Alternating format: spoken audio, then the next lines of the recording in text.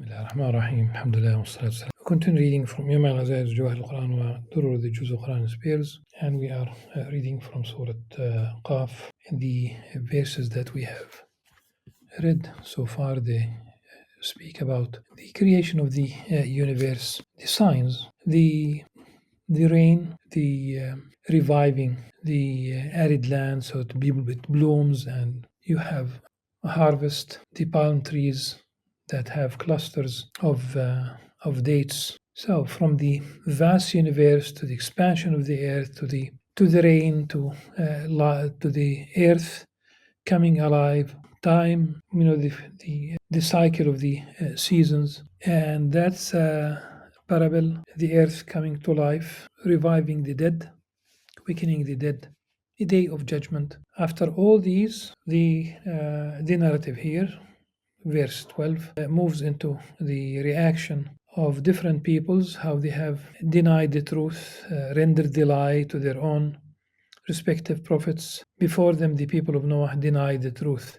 أعوذ بالله السميع العليم من الشيطان الرجيم بسم الله الرحمن الرحيم كذبت قبلهم قوم نوح وأصحاب الرس وثمود وعاد وفرعون وإخوان لوط وأصحاب الأيكة وقوم التبع كل كذب الرسل فحق وعيد أفعينا بالخلق الأول بل هم في لبس من خلق جديد. So if we start right at the very beginning of this verse, before them the people of Noah denied the truth, as did the people of the water pit, the Ras and Thamud. In Arabic it's كذبت قبلهم. Just even if you don't know Arabic, just remember كذبت. There were those who denied the truth, and it's a form of lying, not against anyone, against themselves. They lie to themselves. When they say that the Qur'an is not the truth, they lie. When they reject the prophethood of Prophet Muhammad or any prophet, the moment you reject a prophet, you are rejecting everyone. You are rejecting all the prophets. Now, keep in your mind, كذبت, this word is right at the very beginning. The first word, verse 12. Let's go back to verse 5. بل كذبوا بالحق لما جاءهم في أمر مريج. So the polytheists, of course, there were those who accepted Islam, alhamdulillah, but there were, if you talk about Mecca during the first 13 years, very few compared to the population of Mecca. So the majority remained polytheists. بل كذبوا بالحق لما جاءهم فهم في أمر مريج. So they rejected the truth. كذبوا. And we move. So the Meccans, those Meccans lied, they rejected the truth, and you go to number 12. It begins with before them, many generations, many centuries before, sometimes even millennia. Also it's the same thing. كذبت قبلهم قوم نوح وأصحاب الرس وثمود. قوم نوح, there, Sayyidina Nuh alayhi salam, of course, he invited them day and night, ليلا ونهارا.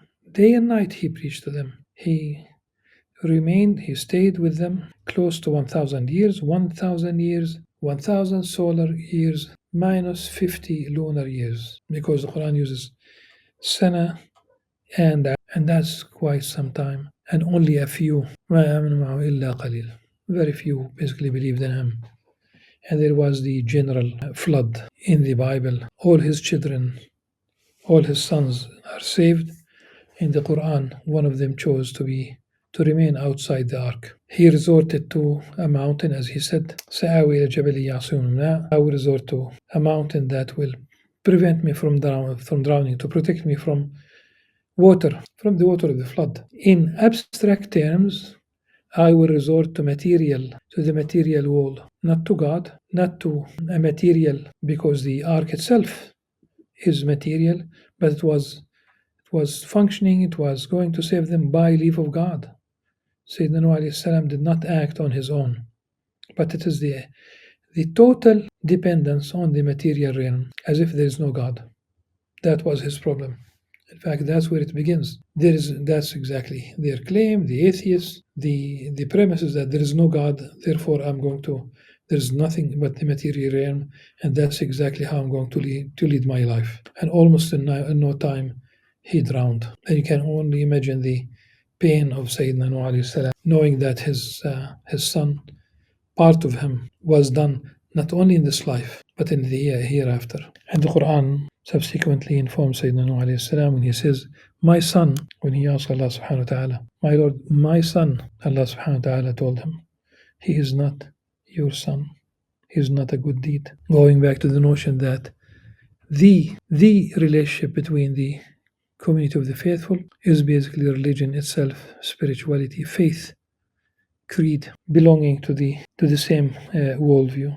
It will be beautiful if your family also, inshallah, all of them will belong, inshallah, to this tawhidic paradigm, and the relationship between them is ummatic, not based on temporary geopolitical borders that could shift. And you can see how this ridiculous threat to Greenland, as if there is no international law, and the justification is even worse than the whole idea. You did not give me the Nobel Prize, therefore I'm going to take Greenland. What a world. So that's basically the people of those who denied the truth. Before them, the people of Noah alayhi salam, they denied the truth. The people of the water pit, Ashab al-Ras. There are so many things that were mentioned about these people. At any rate, they were pagans. It is quite possible. One of the interpretations mentioned that they were close to the people of Midian, to whom Allah sent Prophet Shu'aib. But as I said, this is, I think, one interpretation. Wallahu alam. And Thamud and Ad and Fir'aun and Ikhwan Lut. Ad, the Farah, and the kinfolk of Lot, Sayyidina Lut alayhi salam. This is Sodom and Gomorrah on the eastern side of the Dead Sea, and how Allah subhanahu wa ta'ala punished them by flipping the high places into the low places. And some interpretation, it seems, that they were also hit with some sulfuric rocks. The bottom line, they were punished, severe punishment, no faith, but also in practice, they practiced homosexuality bluntly and with no shame. And today, there is no Western country. They say that these are Christian countries, but there is no Western country where people can freely criticize, basically, homosexuality. For academics, rest assured, they will lose their jobs. Freedom of expression in one direction. The same, not only in theology, the humanities, but also in science. Any professor who subscribes to a worldview where he or she does not recognize the theory of evolution, there will be no grants, there will be no job, they will be ostracized. So we should be really grateful. I'm just being sarcastic. We should be grateful for a biologist, a professor of biology, who subscribes to the theory of evolution, where life came into existence on its own from Earth, which has no will, no life of its own. So lifeless physics gives life to biology, to bio, becomes alive, and as a result you have a human being with a brain that the average brain has 86 billion neurons, with the connections running, the length of the connections between the neurons reaching 860,000 kilometers. Yes, close to 1 million. Mind you, the bones, the skin, the blood vessels, the organs, the nerves, and consciousness. So we should basically believe that all this came from Earth, and then if somebody says that God created the human being in the best form, that is unacceptable anymore. وأصحاب الأيكة وقوم التبع. I mean, literally going back to the notion of homosexuality. There's going to be a conference in Rome, and the Catholics know exactly what this means. In Rome, there will be a conference, the European Association of Religion, where you have one panel about queering theology, and that's within a few months, really. وأصحاب الأيكة وقوم التبع, the residents of the forest, الأيكة. They are the people of Shu'aib, alayhi salam, wallahu alam. وقوم التبع, the people of Tubba al-Himyari. He was a righteous Yemeni king whose people basically persisted in disbelief and were destroyed. كل كذب الرسل فحق وعيد, going back to the notion of kadhib, of rejecting the truth, of lying. Each rejected their messenger. So my warning was fulfilled.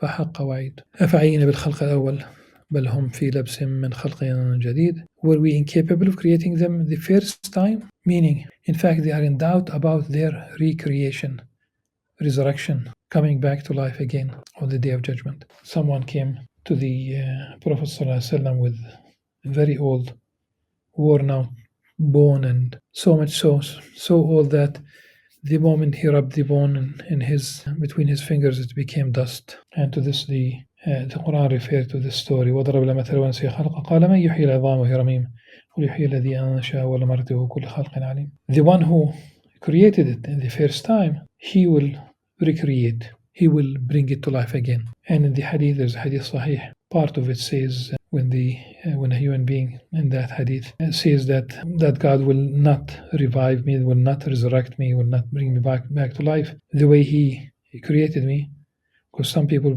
believe that God created them, but there will be no other life. And the first time, the first creation is not easier than recreation, reviving, resurrecting the same life. He is omnipotent, subhanahu wa ta'ala. I mentioned this story before. I think it's relevant in this context. Towards the mid-90s, I was in Malaysia, in Kuala Lumpur, teaching at the International Islamic University in Kuala Lumpur. And I was watching the news one evening, and there was a Chinese leader who passed away. And of course, later on, the news was about his wife and daughter going in a special aeroplane with an opening in its bottom. So it's rather a small aeroplane that went over the ocean, and his wife and daughter basically spread his ashes over the ocean. And I reacted with one word only to the news. I think with just a little bit of. So it was really, I don't think it was only the idea crossed my mind. I think I mentioned it, not shouting, but I think I mentioned the following word, لا يحيينك, because the whole thing is about من يحيي العظام. He will revive you, he will recreate you, he will resurrect you. See all this, the ashes, almost nothing remained of him. There's a physical trace, and the wind will blow his ashes in all directions, and the waves will take some of these particles in different directions, and if the fish swallow part of these, or it will sink to the bottom of the ocean, or the fish will swallow it, people don't understand. لا يحيينك, Allah subhanahu wa ta'ala will resurrect you. That's basically my reaction, with certitude. وَلَقَدْ خَلَقْنَا الْإِنسَانَ عَلَى مَا تُوَسْوِسُ بِهِ نَفْسُهُ وَنَحْنُ أَقْرَبُ إِلَيْهِ مِنْ حَبْلِ الْوَرِيدِ. And we have created the human being, and we know we created humankind, all humanity, and we fully know what their souls whisper to them, the internal talk, and we are closer to them than their jugular vein. And this closeness is basically a closeness of knowledge, because it's really about all humanity. And this so much so that Allah subhanahu wa ta'ala is close to all 8 billion people who live today on earth, and He knows about all that goes on in the universe. And just think about how big is the universe, but it's nothing, not to us. So Allah subhanahu wa ta'ala is very close. إِذْ يَطْنَعَ الْيَمِينِ وَعَنِ الشِّمَالِ قَعِيدٌ, as the two recording angels, one sitting to the right and the other to the left, note everything. مَا يَلْفظُ مِنْ قَوْلٍ لَدَيْهِ رَقِيبٌ عَتِيدٌ. Not a word does a person utter without having a vigilant observer, but a vigilant observer ready to write it down. There's a record, there's a book, everything will be written. This is why they said in Arabic, do not write with the palm of your hand anything except something that it pleases you to see it on the day of judgment. It will show on your record. Don't share a message unless basically you love basically to see it on the day of judgment. Poetry, caricature, stories, news, opinions, whether you say it, whether it's symbols, whether in any form, verbal, written, facial expression, everything will be recorded. Our records here, sometimes you have glitches. There are no glitches in the hereafter. I was told today, literally by a schoolmaster in Jerusalem, that their computers, they added in registration, they added tens of names of children to their preschool. The computer did it on its own as a mistake. So the administration did not want these names to be there. not in the hereafter. If you are recorded to be in, if you record you will be in hellfire, you're not going to go to paradise. If you are going to, if you're destined to go to paradise, you're not going to go to hellfire. If your record says, yeah, you have done this good thing, charity, helping an elderly person, a kid, being kind, charitable, truthful, that people love to see you, that people love to be with you, there'll be no mistakes there. And if the record says that you stole, you hurt people, you engaged in backbiting, and all the ills of the tongue, all 20 of them that Imam Ghazali mentioned, your record does not make mistakes. وجاءت سكرة الموت بالحق ذلك ما كنت منه تحيد. Ultimately, with the throes of death will come the truth. This is what you were trying to escape. When a denier dies, they will realize that resurrection, judgment, paradise, and hell, and all the metaphysical things, metaphysical in the sense of that which is the world of the unseen, let's put it this way. All things that he or she denied, they are very real. And they will know for sure from that moment on that their future in the sense of on the day of judgment, it's not good. ونفخ في الصور ذلك يوم الوعيد. And the trumpet will be blown.